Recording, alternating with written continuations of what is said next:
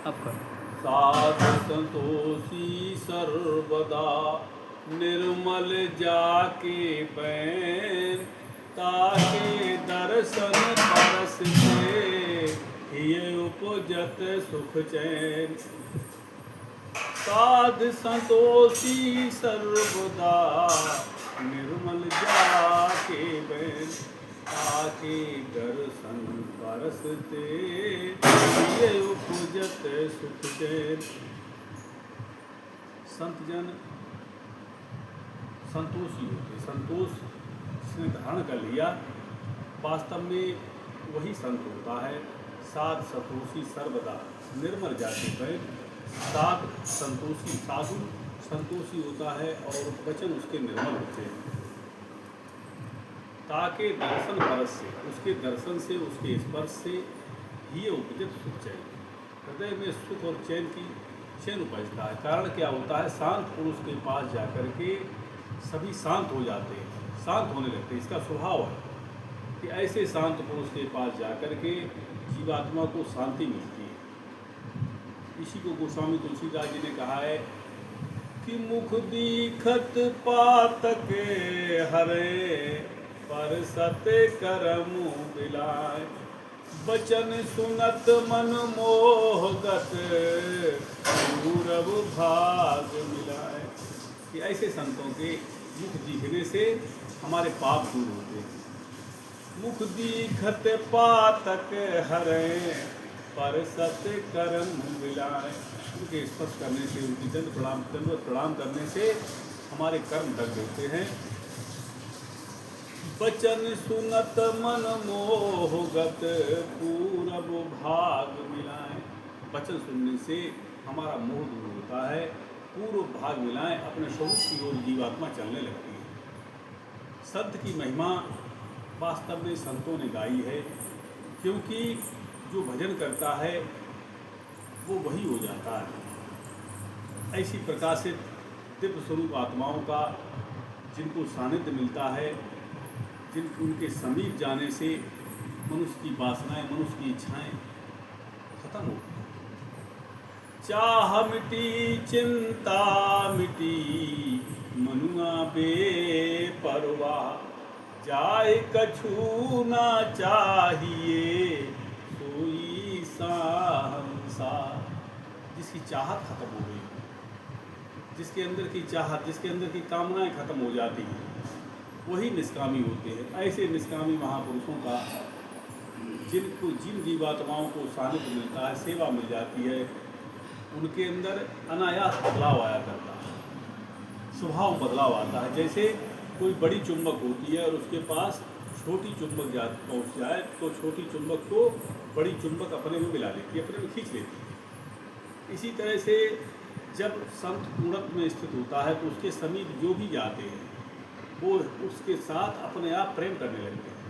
ये प्रेम की मूर्ति बन जाया करते हैं, क्योंकि जब वो सत्ता सब में एक ही सत्ता को देखने लगता है, सब जगह उसको एक ही दिखाई देता है। जब सब में देखता है, क्योंकि वो अच्छी तरह विश्वास हो जाता है कि वही एक चैतन्य देव सब घट का रखवाला है। जितने घट हैं, जितने जीव जंतु चराचर जगत में हैं, उन सब में रेंगने वाले, चलने वाले, उड़ने वाले, स्थावर जंगम प्राणी जितने भी हैं, वो सब उसकी चेतनता से ही चेतन है। जब परमात्मा के इस स्वरूप को देखता है, विराट स्वरूप को देखता है, तब क्या होता है? उसके अंदर स्वतः प्रेम वो किसी से करता नहीं बल्कि हो जाता है। ऐसा प्रेम होता है कि जिसमें बिना भी किसी कारण के वो उसका भला करना चाहता है। पर उपकार बचन मन काया संत सहज स्वभाव खगराया। जिसके अंदर परोपकार की भावना फूटने लगती है, जिसके अंदर होता है कि संसार में सबका भला हो, जो सबका हो जाता है, इसी का है समत्व बुद्धि योग। उस समता रूपी योग में खड़े होने पर सब अपने दिखते हैं। जब सब में वो अपना ही दिखाई देता है तो सबसे प्रेम करता है। दुनिया के नाते अलना स्वार्थ, जो संसार के नाते हैं, संसार के जो मोह के आवृत नाते हैं, उन नातों से उसे वैराग होने लगता है। वैराग की भूमि में जब साधक पहुंचता है, धीरे धीरे स्वरूप स्थिति पाता है। इसीलिए कहा जाता है कि आत्मज्ञान की विद्या सर्वोपरि विद्या है, जिसको जानने के बाद कुछ भी जानना शेष नहीं रहता है, उसी को आत्मज्ञान कहते हैं।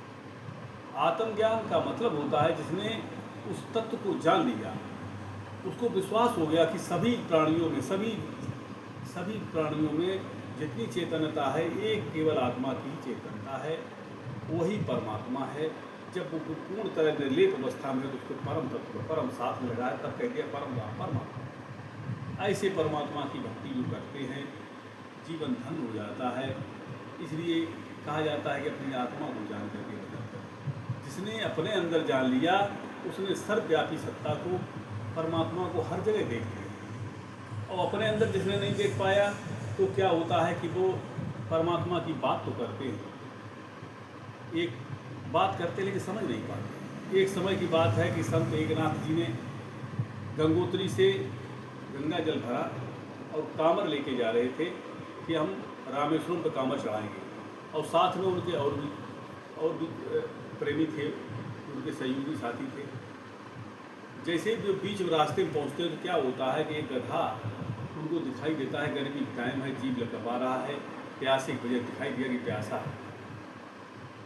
संत एकनाथ जी ने क्या कहा कि उन्होंने भाई हम कांवर नहीं ले जाएंगे, हम इस गधा को पानी पिलाएंगे क्योंकि ये प्यासा है। उन्होंने जैसे ही पानी पिलाया वैसे ही क्या होता है, उनके साथी जा चुके थे तो वहाँ पर भगवान शंकर स्वयं प्रकट हो गए और उन्होंने ये कहा कि एकनाथ तुमने इस रहस्य को समझा। वास्तव में चाहे जितनी पूजाएं हैं, जो अविध पूर्वक की पूजाएं हैं, केवल हट की पूजाएं हैं, असली पूजा यही है कि हमारे अंदर जीव मात्र के प्रति प्रेम हो और जो प्यासे को पानी पिलाना, भूखे को भोजन देना, जहाँ तक सामर्थ्य होती है मन वचन कर्म से परोपकार की भावना। परोपकार वचन मन काया, परोपकार वचन मन काया, संत सहज स्वभाव खगराया। गरुड़ जी से काकभूषण जी कहते हैं कि उसका स्वभाव बनता है, ये वो किसी के ऊपर उसके ये नहीं वो किसी एहसान दिखाने के लिए कर रहा, बल्कि क्या होता है कि उसका एक स्वभाव ही हो जाता है, तभी उसको संत कहा जाता है। संत हृदय नवनीत समाना, कहा कवित करता है न जाना, संत का हृदय नवनीत समाना। संत हृदय नवनीत समाना, कहा कवित कहा न जाना, निज प्रताप द्रवय नवनीता, पर दुख द्रवय संत सुनीता। पर दुख क्या है? यही पर दुख है सबसे बड़ा कि आज जीव जो मनुष्य योनि में आ जाते हैं और अगर उनको अपनी आत्मा का ज्ञान नहीं हो पाया तो उन्हें 84 लाख योनियों में करना पड़ता है। ये पर दुख है। इससे बचाने के लिए ही संतों ने बार बार प्रयास किया है कि सत्संग में आओ, सत्य को जाने, सत्य को जान करके अपना कल्याण करें। यही जीवन का लक्ष्य हो, यही जीवन का जिसका लक्ष्य बन जाता है उसका उद्धार हो जाता है, मोक्ष होता है। जियत मुक्त सोई मुक्ता बाई, मरे मुक्त का नहीं पाई। बोले सद्गुरु भगवान की